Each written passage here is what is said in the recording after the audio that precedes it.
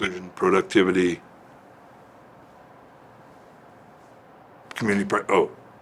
participation. I don't remember how we worded it, but somehow participation, equal participation, and there was one more. I don't remember what it was, but you get the gist of them.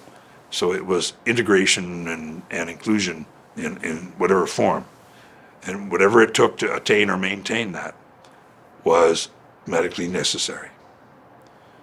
And then we waited with bated breath to see what CMS would say to that, because they had done nothing like that we'd ever seen anywhere. It came back approved. So under this waiver then, you could not only do the kinds of stuff you do to ameliorate or prevent the advancement of or whatever, you could now, whatever it took to attain or maintain community inclusion and participation and all this stuff. So in every instance, there was either an intent to block it or old stuff blocked it, and you had to work on what you could do next. And it isn't for the department to say yes and turn that in for us.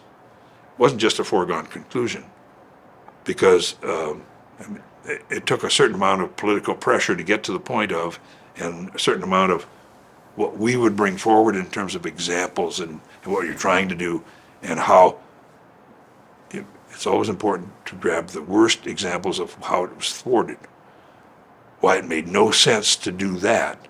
So you use some of those examples as to why you should make the change, not just what you want to accomplish, but some of the worst examples of thwarting somebody doing something that was very logical.